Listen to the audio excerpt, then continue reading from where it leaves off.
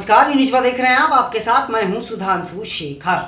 आपको बता दूं कि केबीसी 16 के हालिया एपिसोड में अमिताभ बच्चन के सामने हॉट सीट पर कोलकाता के रहने वाले सौरभ चौधरी पहुंचे थे। जी हां, सौरभ चौधरी को 50 लाख रुपए के सवाल का जवाब आता था, लेकिन उन्हें फिर भी 50 लाख रुपया नहीं मिल पाया। जी हां, उसके अलावा इस एपिसोड में मैं आपको बताऊंगा कि सौरभ को क्यों 50 लाख रुपए नहीं मिले। इसके अलावा मैं आपको यह भी बताऊंगा कि सौरभ से कौन कौन से सवाल पूछे गए थे। और अब मैं बताता हूं सौरभ की कहानी। आपको बता दूं कि सौरभ कोलकाता के रहने वाले हैं और वो एक सीए फर्म में असिस्टेंट अकाउंटेंट के पद पर काम करते हैं। हालांकि उनकी घर की माली हालत बहुत अच्छी नहीं है, वो किसी तरीके से अपना घर चलाते हैं। उनके पिता की स्वास्थ्य की समस्या के कारण उनके घर की माली हालत और भी खराब हो गई है। सौरभ ने अमिताभ बच्चन से कहा कि सर, जिंदगी में मेरा जो पहला शौक है वह यही है कि मैं अपने परिवार की सुरक्षा कर पाऊं और उसके भरण पोषण के लिए कुछ कर पाऊं। इसके अलावा उन्होंने कहा कि मेरी जो एक दूसरी इच्छा है वो यही है कि मैं अपने माँ बाप को सुख दे पाऊं और उन्हें एक शानदार सा घर गिफ्ट कर पाऊं। इसके आगे अब मैं बता दूं कि सौरभ से जो अमिताभ बच्चन ने सवाल पूछे थे वो कौन से सवाल थे, यह मैं अब आपको बताने जा रहा हूं। आपको बताता हूं कि सौरभ से बिग बी ने 1,60,000 रुपए के लिए जो सवाल पूछा, सवाल जरा गौर से सुनिएगा। क्रोमियम और कौन से अन्य तत्व मिश्र धातु नाइक्रोम का मुख्य घटक है जिसका इस्तेमाल हीटर और टोस्टर में किया जाता है। जी हां, सवाल एक बार फिर से सुन लीजिए।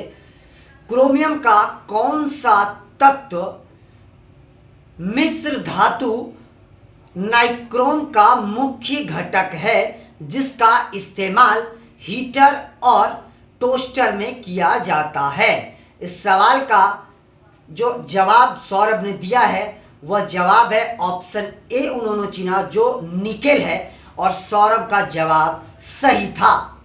और उसके बाद सौरभ ने कहा कि सर, मैं ये रकम जो है अपने पिताजी के इलाज में लगाऊंगा। फिलहाल उनके पिता की जो इलाज चल रही है वह सरकारी अस्पताल में चल रही है, लेकिन सौरभ चाहते हैं कि किसी निजी अस्पताल में उनके पिता की इलाज हो और वो जल्द। मानसरोवर झील के पास चेमायुंडुंग ग्लेशियर से कौन से अंतरराष्ट्रीय नदी निकलती है? जी हां, सवाल एक बार फिर से सुन लीजिए।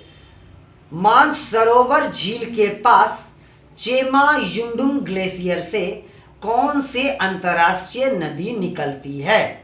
इस सवाल का जवाब सौरभ ने दिया ऑप्शन सी। ऑप्शन सी था ब्रह्मपुत्रा नदी, जो जवाब सौरभ का बिल्कुल सही था और वो 3 लाख रुपया 3,20,000 रुपये जीत गए। इसके बाद वहां तालियों की गड़गड़ाहट से माहौल जो है वो गूंज गया। अमिताभ बच्चन ने सौरभ से 6,40,000 रुपए के लिए सवाल पूछे। हालांकि उस सवाल का जवाब सौरभ ने ऑडियंस पोल की मदद से दिया, लेकिन जवाब बिल्कुल सही दिया।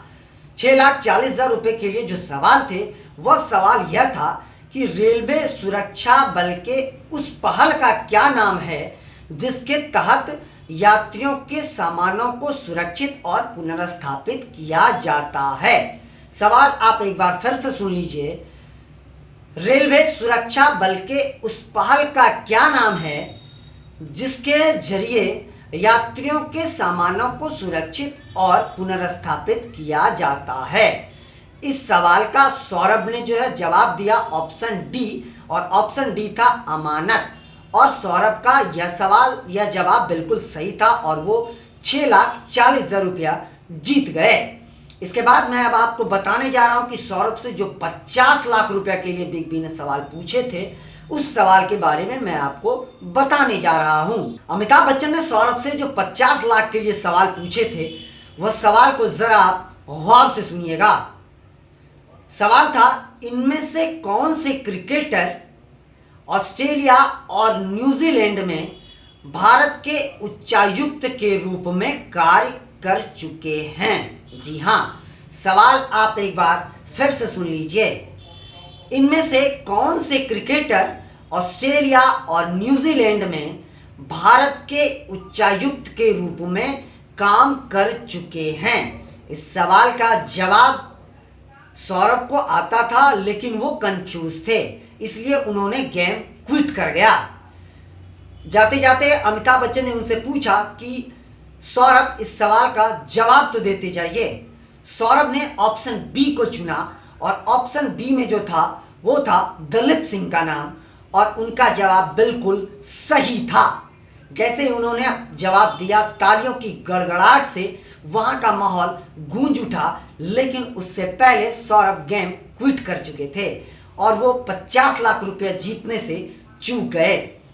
इसके बाद वो अपनी रकम 25 लाख रुपया लेके वहां से विदा हुए और अमिताभ बच्चन ने उन्हें आगे की भविष्य के लिए ढेर सारी शुभकामनाएं दी।